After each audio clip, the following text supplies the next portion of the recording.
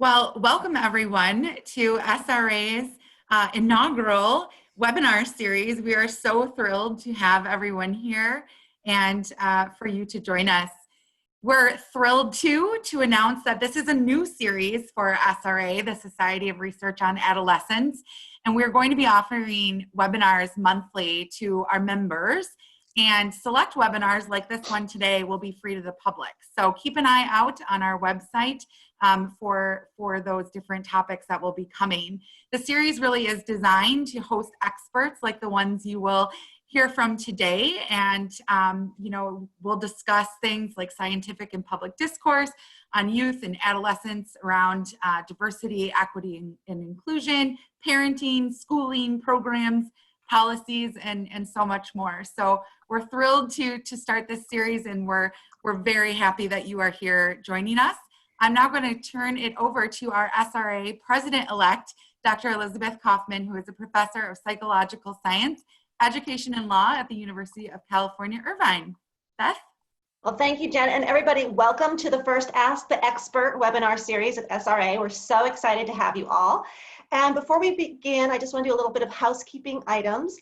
You have a question and answer box where you can write in questions. Thank you to those of you who already wrote in some of your questions. We have them ready and are ready to start the dialogue. One of the things you can also do on the question and answer is you can upvote. So if you see a question and that was also your question, you can like it and it'll push it up to the top, and that way I'm sure to get to your questions. If you have any technical problems or are having difficulty with your technical issues here, just use the chat function. The chat function will be able to get straight to our technical assistance person. Also, we are live tweeting, so please live tweet, and the tweet that we are using is hashtag SRA Ask the Expert. So please live tweet. Let's get this out there with SRA Ask the Expert.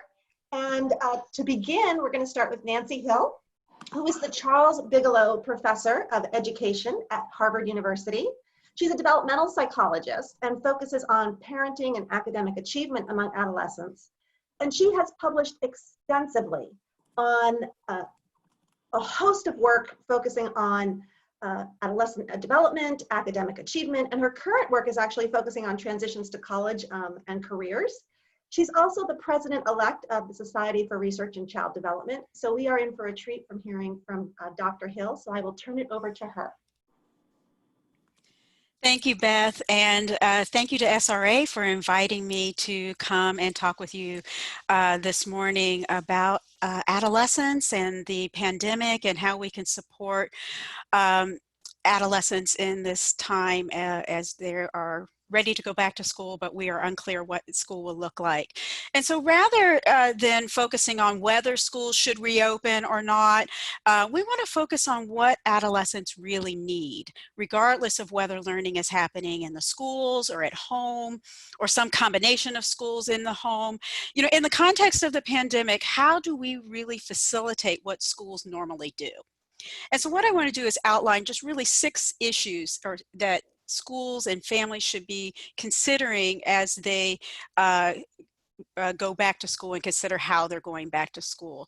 And so all of these issues are beyond academics. So much of the conversation to this point have been how to help kids learn, how to get curriculum from the teachers to the students, and really focusing on the academic issues. And I think what we want to focus on today is what else should we be concerned about besides academics? And I think as teenagers and adolescents, one of the clear things that we need to be focusing on is adolescents need to have access to a peer group and have access to social connections. These are the contexts in which adolescents are developing their identities through affinity groups and alliance groups and other interest-based groups. As adolescents tend to pull away from their families, they lean on peer groups and friendships for this kind of developmentally appropriate support. And also these peer contexts enable you to practice their social skills, including negotiation skills and conflict resolution and teamwork. All of this happens in the context of their peer group. And also it's through the peer group that adolescents stay connected to school, that they see their peers and their friends at school, and it draws a connection and identity with school and academics itself.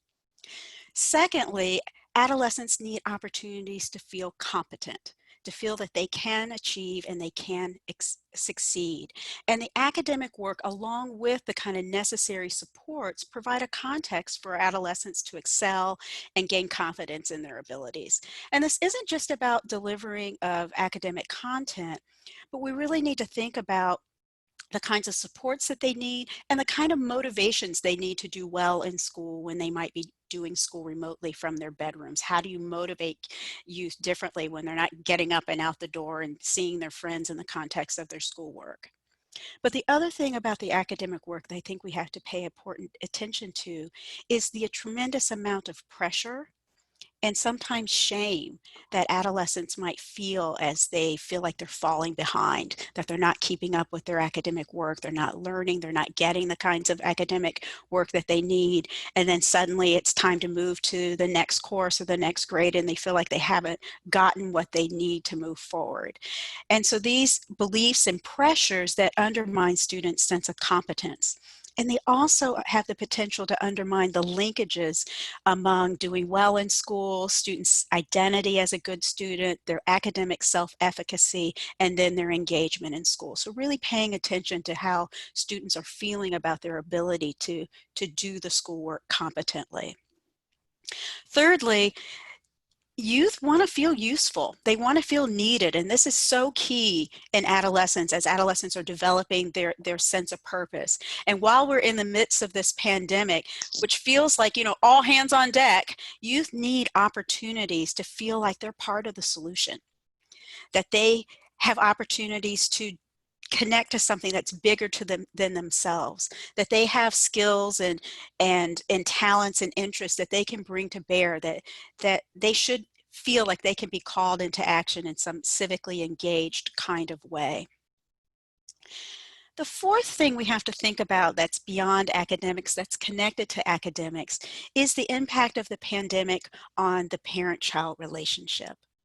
We know that adolescence is a time when parents and youth are renegotiating their relationship. Kids are often pulling away. There are higher levels of conflict, often around autonomy and control and what kids should be able to wear and do and go, and really pushing the boundaries. But we have now essentially put kids back in the home when typically they are pulling away. And we're asking parents to manage their schoolwork and often instruct their schoolwork. And we know from the literature on family school engagement and on homework help that particularly in adolescence, asking parents to instruct and teach and engage directly in schoolwork is going to result in conflict and diminished commitment to school and diminished academic outcomes. We know that when parents scaffold homework help, provide structure, but not actually providing direct instruction, that can be beneficial for students' academic achievement. But the kind of direct instruction that we've been putting in the role of parents is something that might undermine academic achievement. And that schools and sports and other extracurricular activities give teens access to other adults, coaches, and people who can affirm their identity, people who can help them struggle with their insecurities in ways that augment what parents do. And so we really need to think about how adolescents are going to connect to other adults in their community that will affirm who they are. Fifth is that adolescents are at risk for increased mental health problems. And that's true in general around adolescents, but it's also true specifically in the context of the pandemic.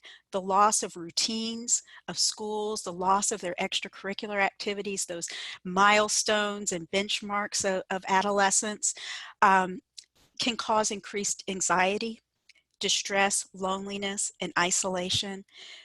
And students may feel adrift as they're working on their schoolwork independently.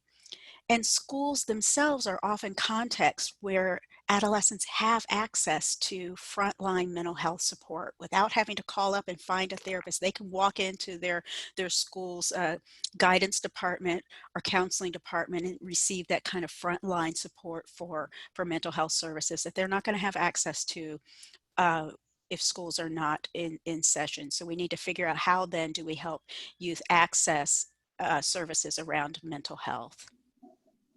And finally, schools are a place that provide monitoring, and this has been a part of the discourse often around whether schools are quote unquote babysitters or not, and there's a lot of pejorative discussion around this.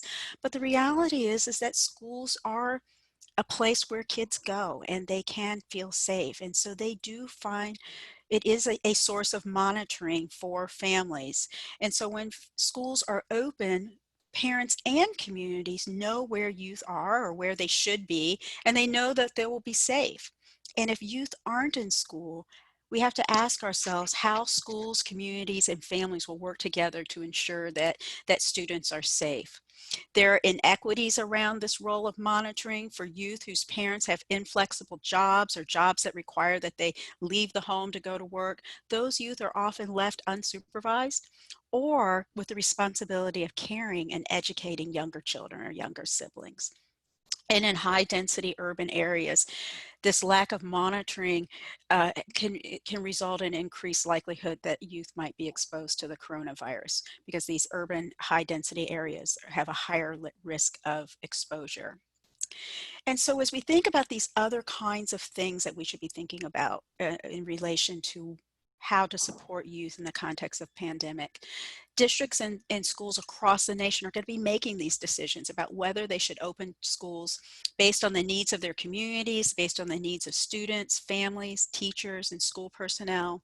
And whatever the decision is, or whatever changes in the decision happen over the course of the academic year, these 6 issues we have to keep in mind on how to best support youth in middle and high school. It's more than academic work. We really need to support the whole adolescent, from mental health, socio-emotional skills, and academic skills. So I'll turn it over to you, Beth.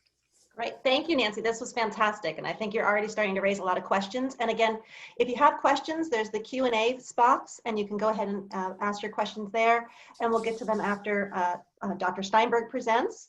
And I'm going to turn to him next. Dr. Steinberg is the Distinguished University Professor and Laura Cornell Professor of Psychology at Temple University.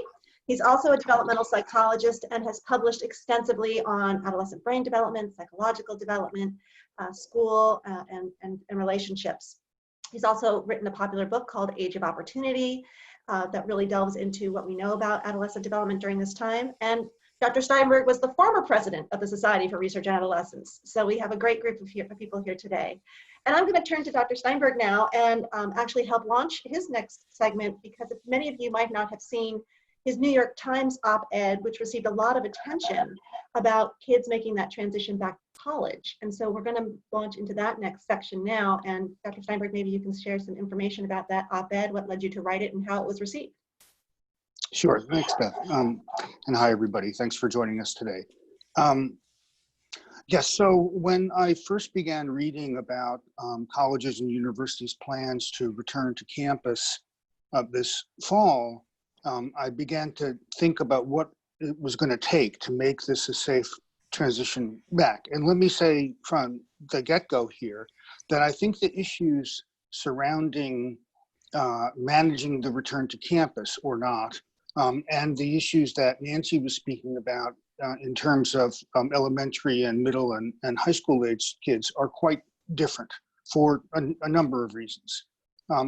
I think the first is that the role of parents when their kids are college students is quite different than the role of parents when kids are in middle school or high school. And I think related to that is the fact that when kids could do remote learning in college and their parents can go to work at the same time. So the employment issues that I think are driving a lot of the debate about middle school and high school are just simply not there when it comes to colleges and universities. I was struck in the plans that were being announced, and now this is going back 2 months, so this is mid-June when I wrote that essay.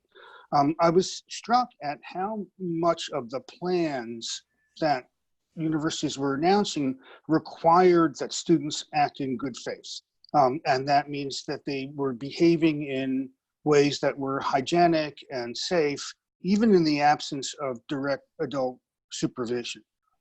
Everybody knows that a lot of what college is about the socializing and the forming of close, intimate relationships, and individuals acting autonomously and responsibly. And my concern from the beginning was not linked to whether classrooms could be made safe and turned into good instructional environments, because I think that that's not very hard to do. But my concern was about dormitory life, residential life, the fact that college students live in quite close quarters, and they have many communal spaces that they have to share. As a professor from NYU, Scott Galloway, has written recently, we can think of these colleges and universities like cruise ships.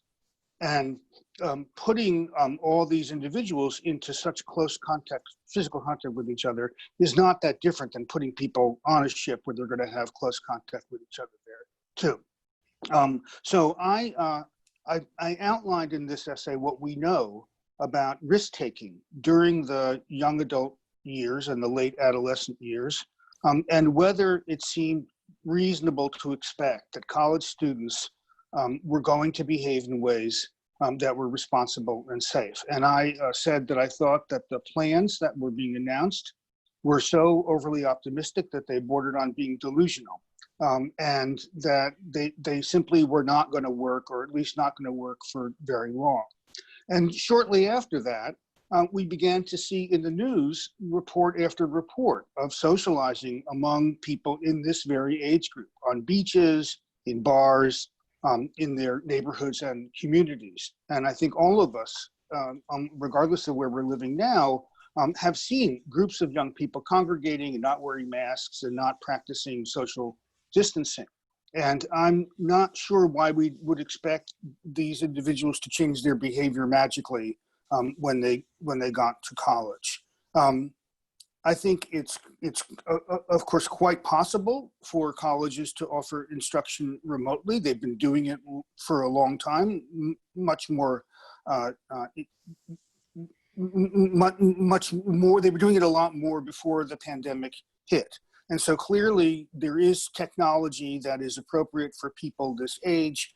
And I believe that for a semester, or maybe even for a whole year, it would be possible to keep college students on track without necessarily bringing them back to campus. Now, I wanted to raise one last issue because I think it's probably not known to everyone. One of the main drivers of the move to bring people back to campus is economic. I learned in working on this issue for the past couple of months that about 30% of the revenue that a college or university can count on each year is based on profit from room and board. And so if schools can't bring students back to campus, they're going to take a huge, huge financial hit. And I think we're genuinely and I think understandably concerned that some schools just may not make it. That a budget cut of that extent is going to drive some colleges and universities to have to close. And certainly we want to avoid that. So I guess, Beth, when we open it up to questions, what I'd like us to think about is whether there are ways to make returning to campus safe, and if so, what colleges and universities ought to be thinking about. I think that's great. And I want to thank both of you. This was great. And again, please live tweet Ask the Expert, hashtag Ask the Expert, so that SRA Ask the Expert gets out there and we get this information out to everyone. We do have a couple questions that I want to start with that some of our panelists are asking. And again, if you have a question, can put it in the question and answer section. And one of them is, when typical mental health approaches are based on one-on-one interactions, particularly when you're in a school setting, how do you provide adolescent mental health services at scale remotely? What can school districts do in this regard in terms of changing the way they're doing mental health services from the school campus to the remote settings? Well, I think one of the things that they can do is make sure that youth have a a person or an advisor that is not just an advisor on paper, but someone who's really going to think about their mental health, think about them holistically, think about, their courses, their schedules, their plans as they move from middle school to high school and making post-secondary plans. I think part of it is at a guidance level. And the other part of it is really thinking about doing a kind of triage and really making sure that kids have opportunity to talk about what's troubling them. And that means checking in on them. That means asking questions, having someone who's responsible for the kids in each school to make sure that they have a point of contact. One of the things that we're hearing, particularly in the middle and high school level, is that many teachers will say, I haven't seen, particularly in the course of the last half of the last academic year, is that they hadn't seen even as many as 70% of the kids that are in their class just don't show up for the Zoom meeting. And that might change in the fall as grades were waived in the spring. But when kids don't show up, I think the onus is on the schools and on the adults that care about them to go and find them. And whether that's go and find them online or go and find them in a socially distant knock on the door, a socially distant kind of communication. But I think we need to make sure that kids don't slip through the cracks. I think there are ways to do that online. I think there are ways to have secure mental health sessions online. But I think we really have to make sure that kids don't slip through the cracks. Nancy, do you think that schools should look at students' failures to attend Zoom meetings as some kind of unexcused absence or truancy? No, I don't think it should be framed in a punitive way. I think that we have to make sure that students and families have the kind of support that they need to engage online. And when they don't show up, I don't think it's an unexcused absence or truancy as much as it is, let's figure out what happened. Why is it that you didn't show up? Is it because you're doing childcare for your younger sibling? Well, how do we solve for that? How do we then do some asynchronous learning? And I think the issue is to be more flexible and adaptive with the kinds of technologies that we have rather than being punitive. And I think when you think about how families and schools work together, and I think particularly with lower income and I think minority families who already have lower levels of trust in schools, that often for kids to not show up somehow means that parents don't care or parents feel like they're being criticized by the school, rather than coming alongside and figuring out how do we support families so that they can support their kids getting online. We know from a whole decades of literature that getting kids to school early in the morning goes against their biological rhythms. And now if they don't actually have to get pressed out of the house and onto a school bus, and we're just expecting them to get up, they're not going to get up. So how do we really lean into the capabilities of technology to do asynchronous learning, to bring supports that families have? It's not enough to give a kid a Chromebook and a hotspot. We need tech support so that they can actually get the kinds of software onto their computer, that they figure out how to deal with the broken hot link that doesn't work. There's lots of reasons why kids don't show up into the Zoom meeting. And I think figuring out in a supportive way rather than a punitive way is the way to go. I'm wondering whether anybody in our audience is aware of good resources that have been written for parents of middle and high school students that ought to be made more visible on a national scale, because I think a lot of these issues that Nancy raised are things that aren't typically talked about, like how to get your kid up in the morning when it's not to catch a school bus, but to turn the Chromebook on. And I'm wondering whether anybody out there knows of good resources that we can try to recommend to parents. Well, we can see what the people have to say on that, but I want to stick with this because there is another question that kind of lends on this and builds on this in terms of schools being a safe space and mental health and how we're getting resources. And that's in particular a safe space for our LGBTQ students who may not be supported in their identities? How do you provide effective support to these students, both in middle, high school, and universities, when school is where they go for safety, when home isn't necessarily the safest place? So how are we handling that? And I think here's where, we think about the kind of peer groups and the social context that teens need so much. I mean, we're focused on how do we get them to turn on the Zoom book and do their math and English.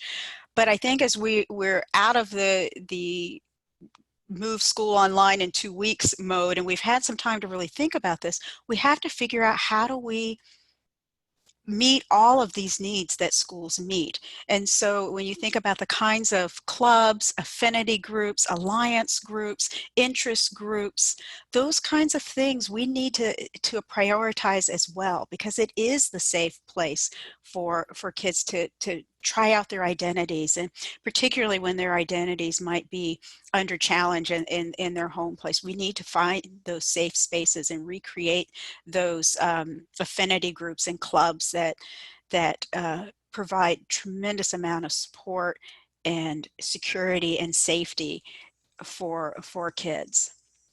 I know that it's very common for people to denigrate social media and to raise concerns about the impact of social media on kids' mental health.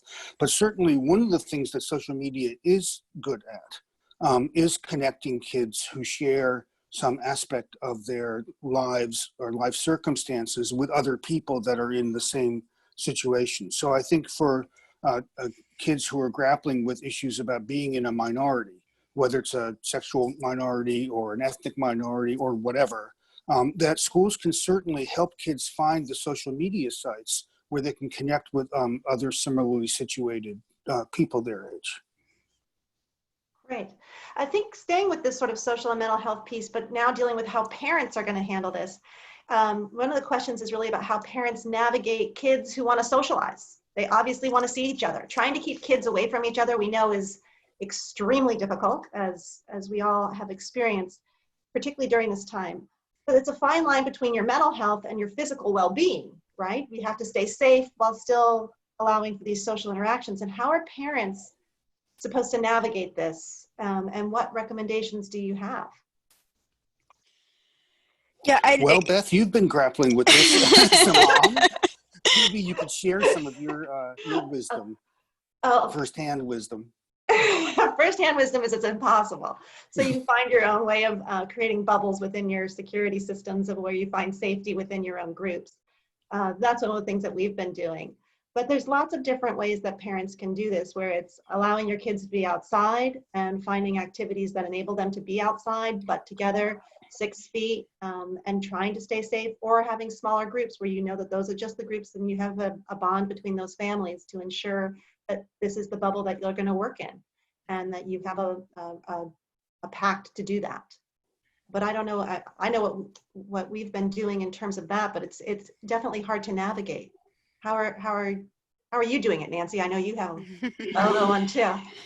Yeah, and I think it exactly what you're describing, Beth. It's how do we balance wanting the kids to hang out together, and they can hang out on social media, but there's something different about being physically present, and even being able to receive a hug from your best friend on a given day. And I think the idea of building out pods of friendship groups that are safe, I think, is the sustainable way to go. That it's not feasible that we are going to keep kids apart. They're going to keep college students apart, Larry, as you described. That's impossible. It's impossible to keep youth apart, and it's not healthy. And I think as we're thinking about this in the long game, that we have to think about a long game solution, which includes creating these pods within our own communities.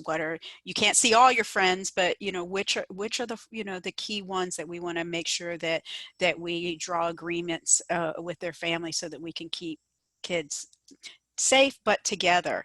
And then I know a lot of communities are figuring out how to reintroduce sports and other kinds of clubs and extracurricular activities in a way that's socially distant. So if you're, doing drama and, you're doing it with a mask on, but these kinds of things, but figuring out how to do it, but doing it safely. I think the kind of social distancing and the activities, the sports that people are beginning to do in ways that are socially distant, but for those best friendships where, that are so important to adolescents, I think the best way is to figure out how to create a pod. What do you think, Larry?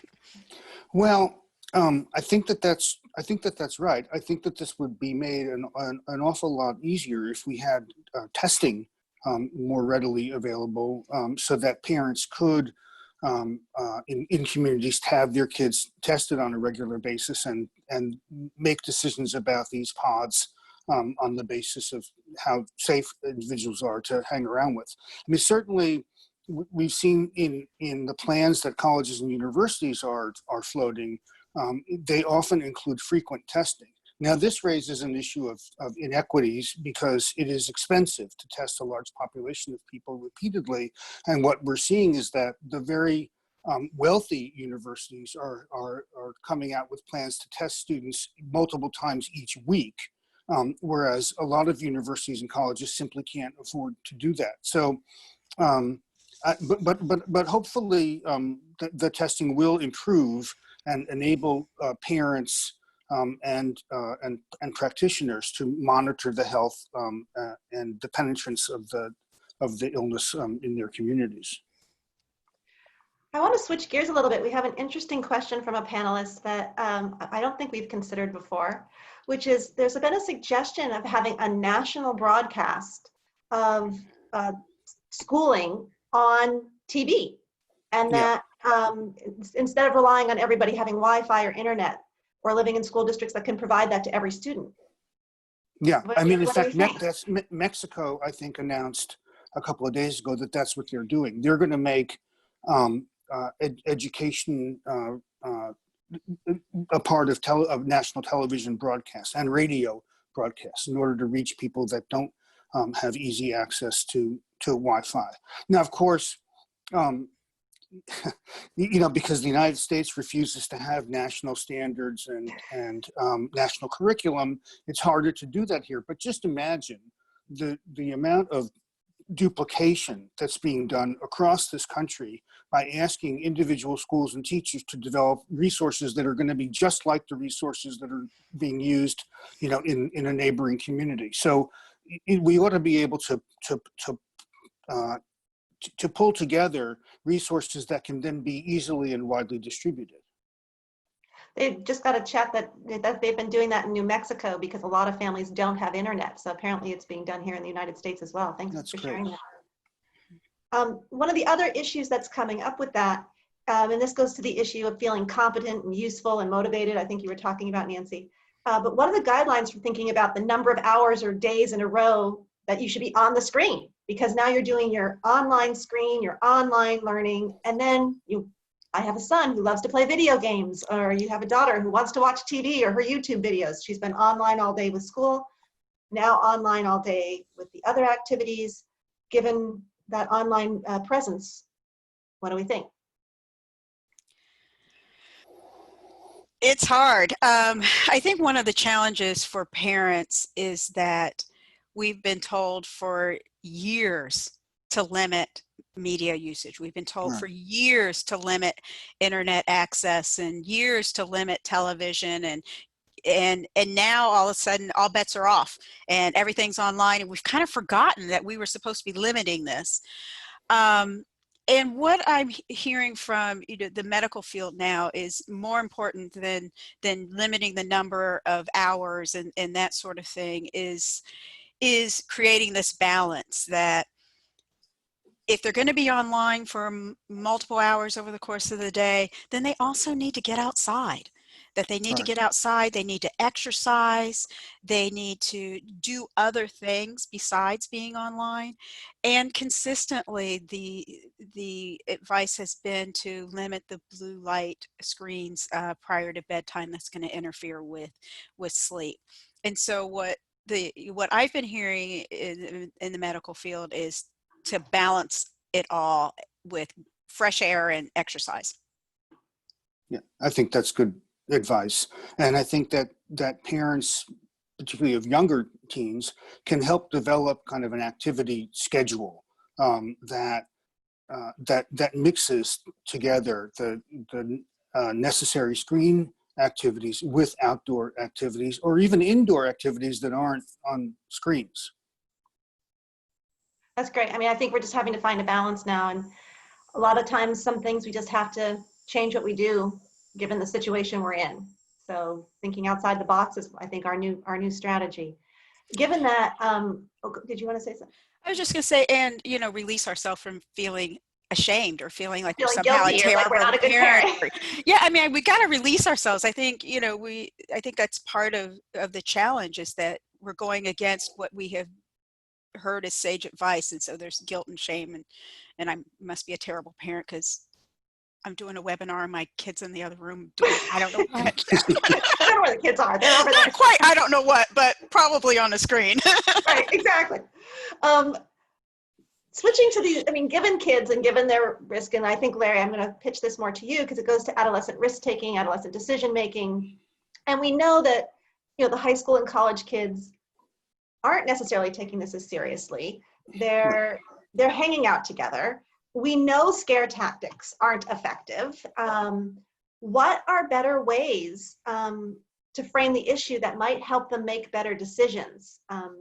They say, there's this other question is also saying holding in-person classes allows them to impose rules and supervisions that wouldn't exist with remote learning. So maybe we should be holding in-person classes with distancing so that we can impose more structure. So given this push-pull with how adolescents make decisions and what we're seeing, how do we get them to be more careful during this time? I think what we've learned from studies of health education and other efforts to steer adolescents toward healthier activities is that just giving them information doesn't do very much. I think you need to change the context that kids are in so that alternatives to unsafe socializing are readily available, and that kids will kind of be nudged in that direction. I think one of the informational points that I think has been lost in a lot of discussions about this is that yes, one can die from coronavirus, but that's not likely, especially in the age group that we're talking about. But there are also some pretty grave consequences of having the infection that will last for a long time, like damage to your lungs and other internal organs. And I think the constant focus on death, the way that we post death rates every day in the newspapers and in electronic media, maybe has made teenagers a little nonchalant about what the health consequences of being of getting the virus might be, even at their young age. Nancy, did you want to? Yeah, as I think about, how do we help them feel part of the solution? And I think, Larry, you're right that that this kind of long game, unlikely outcome of death that's probably not going to happen to them, coupled with their risk-taking tendencies already, is not a good solution. But how do we help them see and understand their role and responsibility, and part of trying to help them see themselves as part of the bigger picture, that it's not about them and by themselves or them as individuals, or it's not going to affect me, but how do they understand better about how their actions impact others and how they see themselves as a part of a larger narrative? Go ahead. Well, so one of the strategies that I think colleges can adopt is by connecting students' identification with the college to the safe practices and to serving as people who are helping their peers to behave in safer and better ways. In other words, that as Nancy was saying, I think correctly, that a big part of this is getting young people to feel connected to a community, whether it's a community of other students, or whether it's a community that's based on the college or university that they're attending, and to see that, to see helping each other stay safe as a way of expressing one's connection to that community. And I think that this also helps, as Nancy was suggesting, with kids' needs to feel that they're doing something that matters. And in terms of keeping kids safe and maintaining that same message, what advice would you give in terms of keeping youth safe when they're sexually active or involved in a romantic relationship? How do we adjust our sex education or curriculum? What do we do in order to foster that? Because we know during this developmental time period, that's an important exploration and time of exploration. So how do we navigate that during a pandemic? Beats me. I don't know. I mean, I suppose that at least for teenagers and young adults who are in, committed monogamous relationships, they can at least make sure that their partner, is getting tested on a regular basis and that it's a safe person to be around. So in some senses, I mean, parents don't want to think about it this way, but it's like a two-person pod, and they want to make sure that both members of that pod are safe. Okay, and one of the things, and I think this is getting back to some of the things we talked about earlier, but the questions are still coming up, and it really gets to how parents and caretakers can help their kids from feeling isolated from their peers and feeling that loss of school connection and the dynamics of remote schooling. How do you keep them engaged? How do you keep them motivated if the school's not offering daily instruction? Some schools are doing hybrids. Sometimes you're not getting daily instruction. How do you keep your kid, as a parent, as a caretaker, engaged in remote schooling? I think, as I think about this at two levels. One is keeping a connection and an identity with the school itself. Like when school pride, and, you went to this high school and, your football team or whatever it is, and so how does the school create context for students to feel connected to the school community, even if they're remote? So, at some elementary schools that I know that are still holding school-wide assemblies online as a way of promoting this sense of school community that's not just about individual instruction and individual knowledge, but that they are part of this larger community. And so I think that's part of the answer to the issue of the question you raised, is how do we get them connected to and identify with a larger school community? And then the other part is, how do we get them to do the work, and how do we motivate them to engage in the work? And I think those kinds of issues are, they cut across. I mean, parents were figuring out how to keep their kids motivated and connected to school before the pandemic.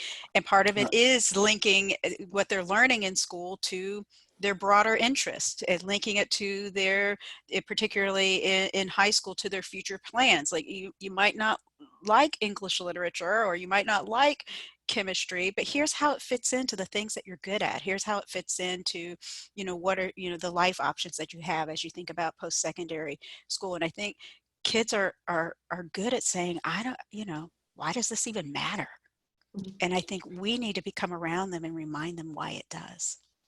I know we've been talking mainly about the social and emotional aspects of this, but I'm curious, Nancy, as to what you think as a professor of education we should worry about, if anything at all, about the impact of the pandemic on kids' cognitive development and intellectual development. I mean, there's a part of me that feels like, if they go for a semester and they don't learn very much during that semester, it's not the end of the world. But I wonder whether I'm being too cavalier about that. And Nancy, whether you think that we should be worried about kids kind of keeping up with what their school's curriculum is supposed to be helping them master. I think the way you phrased that question, Larry, do we need to be worried about them keeping up, I think is part of the answer. And when we say that they have fallen behind, that they're not keeping up, and that they are going to be forever behind, and we are not, as a nation or as a states or districts, providing the resources for kids to actively engage in the curriculum, and we're calling them behind, then we're part of the problem. And I tend to agree with you that a semester off, a semester where you didn't learn as much as you thought, probably isn't the end of the world, unless we don't give them an opportunity to catch up. Mm-hmm. But what And about the inequities and the gaps between, we already have inequities in our educational system. We already have disparities. What impact is it going to have on those youth who are already experiencing those inequities?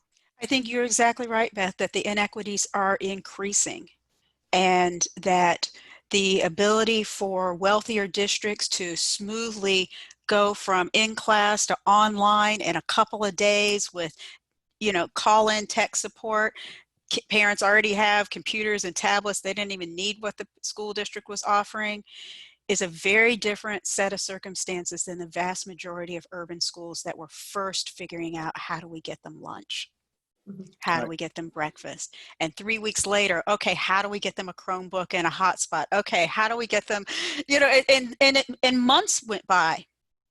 But the same is true for solving the inequities that we had before the pandemic is true in the pandemic, that we have to provide extra support, extra resources, meet kids where they are, not assume that parents don't care, and find students and give them the supports that they need, whether it's extra time, extra support, tech support, whatever it is that they need. I think that's part of the solution. And I think as long as we're not doing that, then the inequities are going to increase. I think we need to be really systematic, particularly coming into the fall, to make assessments that aren't judgmental but are instructive, and figure out how much learning loss has happened, how much learning has happened, and meet kids where they are.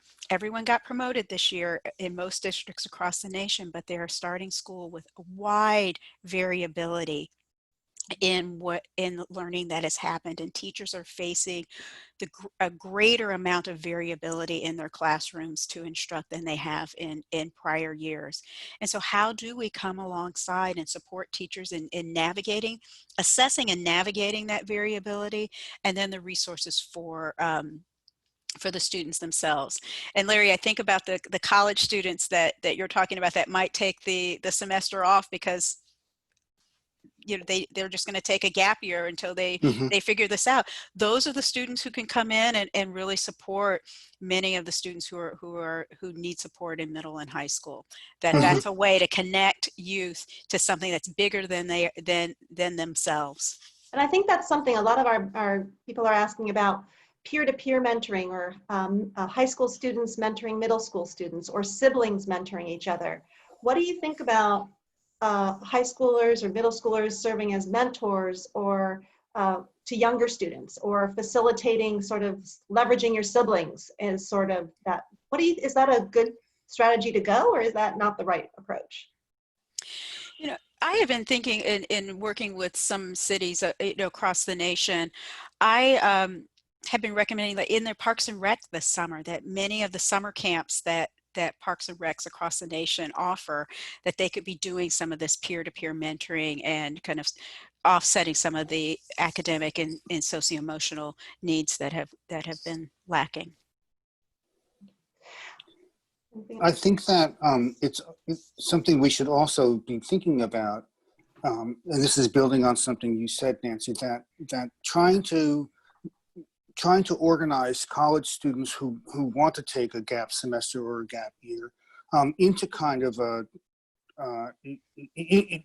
into like a Peace Corps kind of structure, where they will be teachers' aides, perhaps in school districts that need the most help, and that will maybe ease life for middle school and high school teachers, and also provide those college students who aren't going to be in college temporarily with something meaningful to do with their time.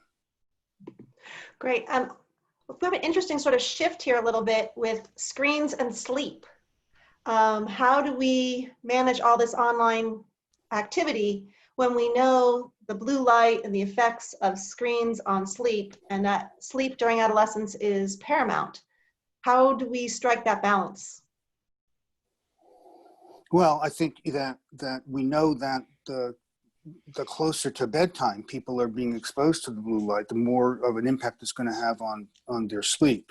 So I wouldn't worry so much about the daily number of hours, but I would worry about the timing of it, and I would see if a family can make some rules about no screen use after a certain time in the evening. Okay.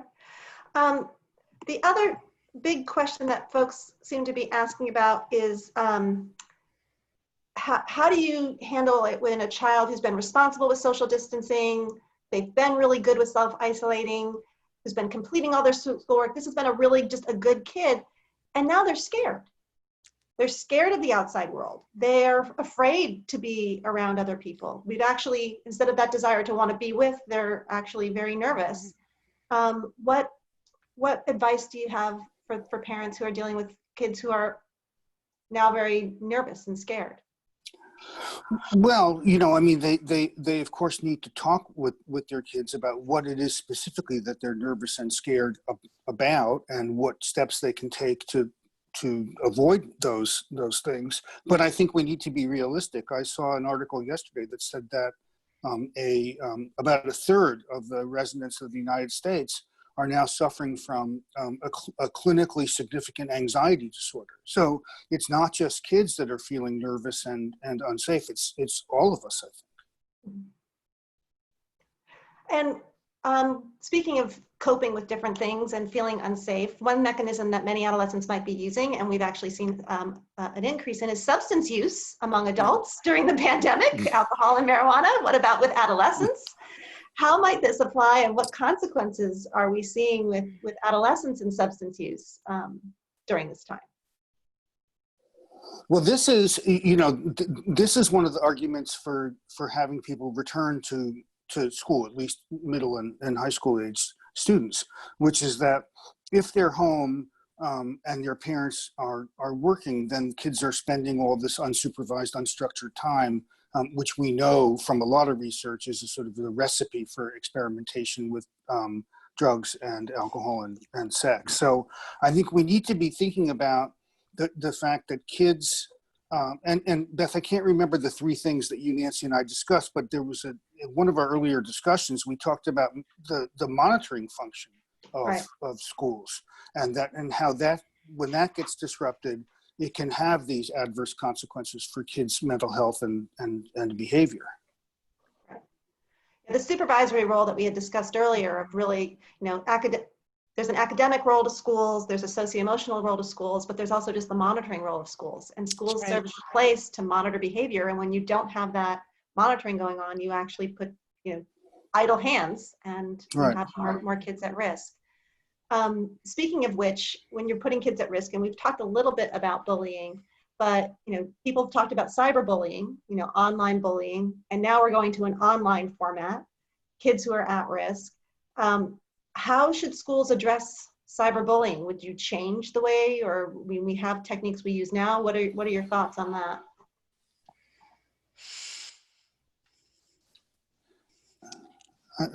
I don't know. I mean, I think that we do know that in-person, face-to-face bullying is still much more prevalent in schools in this age group than cyberbullying is. So if kids aren't in school, at least they're not being bullied face-to-face. I don't know of programs that have been successful at the school level in reducing cyberbullying. Maybe somebody out there is aware of them.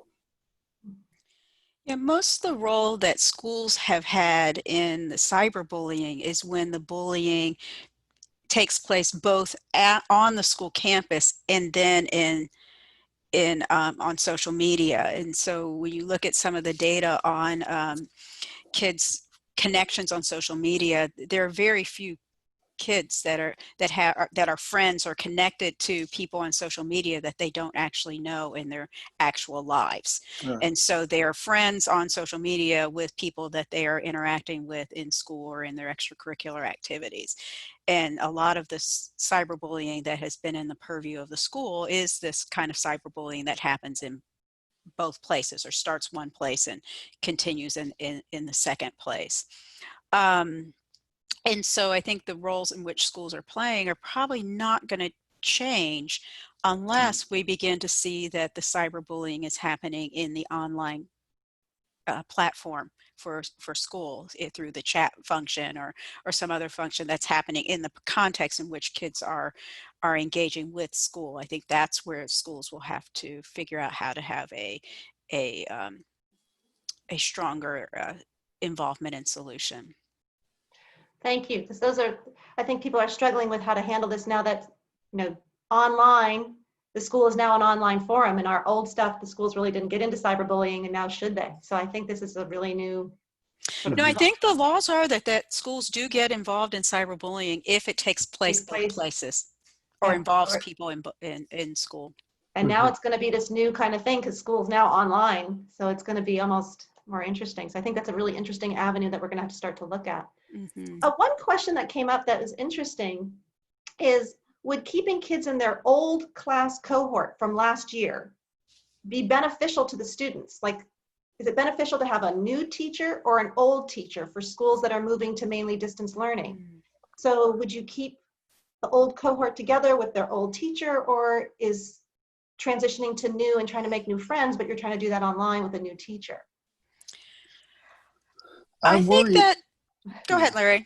Well, I think that it'll be interesting to see what happens this fall, because in the spring, when we transitioned to remote learning in most schools, it was remote learning with teachers that already had relationships with these students, as opposed to this fall, when they're going to start with remote instruction, perhaps with teachers that they've never met before. And I think that part of keeping kids engaged, I mean, we know that so much of adolescent learning is about the social bonds they form with their teachers and their classmates.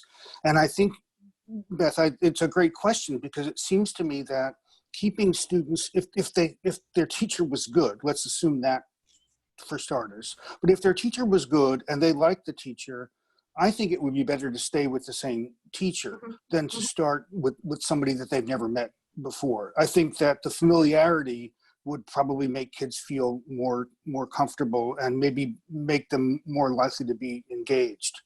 Mm-hmm. I think that's an interesting issue, though, because, with the younger grades, like the second grade teacher now is going to be teaching third grade. It's a different curriculum, different issues. So I think it would be hard for teachers, but maybe better for students. I think harder to implement in adolescence, when instruction is departmentalized and you're progressing in a particular subject area, and your peer groups might be doing different classes. And so I think that's the idea of having that kind of social connection with teachers, I think, is important. I think it's hard to implement in terms of the actual classroom teacher, but to get the benefit of the relationship, there's no reason why the former teacher couldn't maintain a mentorship connection. Good idea. And that gives them the benefit of the connection without necessarily asking the teacher to teach a whole new curriculum or figure out how to keep kids in the same room. Yeah, I think that's a great idea. And I think it would be really valuable for schools to start the school year with some kind of social connection exercises to link the former teachers with their former students, just as a kind of warming up to going back to school. Yeah, lots of schools do that anyway, as they pass on information about students onto the next teacher, both formally and informally. But I think having a more intentional introduction, as you're describing, Larry, I think it would go a long way of building the connection, because in the end, we really want youth and college students to feel connected to school, connected to a community. And how are they going to do this online. And I think they are savvy about building connections and community online, but we want them to build that connection and community with their school and their curriculum in a way that meets their social needs. And I think that's really important. I mean, as we talked about when we first started this, there are really 3 goals of schooling. Obviously the academic, there's also the socio-emotional, as well as the supervisory role of schools. Mm-hmm. So those were the main 3 things that we talked about. And we're now wrapping up. We've had a full hour of discussion. You both have been amazing. In 10 seconds or less, what would be the main message you want to let parents or educators know as they're moving forward? I just heard making a connection as one big message that you're saying, getting kids connected. But in parting words, is there anything that you want to give last minute comments on? Yeah, this isn't going to last forever. So let's keep it in perspective as much as we can. Great. Thank you. I like that. I like that positivity. That's exactly what we need. And Nancy, any last minute comments? My last minute comment would follow along the same lines, is that, give ourselves a break and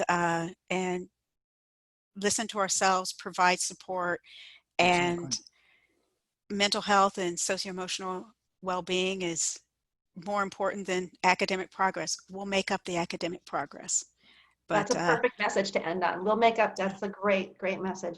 I want to thank you both. You both are amazing. This was fantastic. I also want to thank all the attendees on our first Ask the Expert webinar. I hope this was exciting and interesting. And what you'll hear next month in September, we're going to have another webinar sponsored by our Anti-Racism Task Force. So I hope you'll join us then. Again, thank you both. You were fantastic. And we look forward to seeing you guys next month. Take care. thank you, Beth. Thanks, Beth.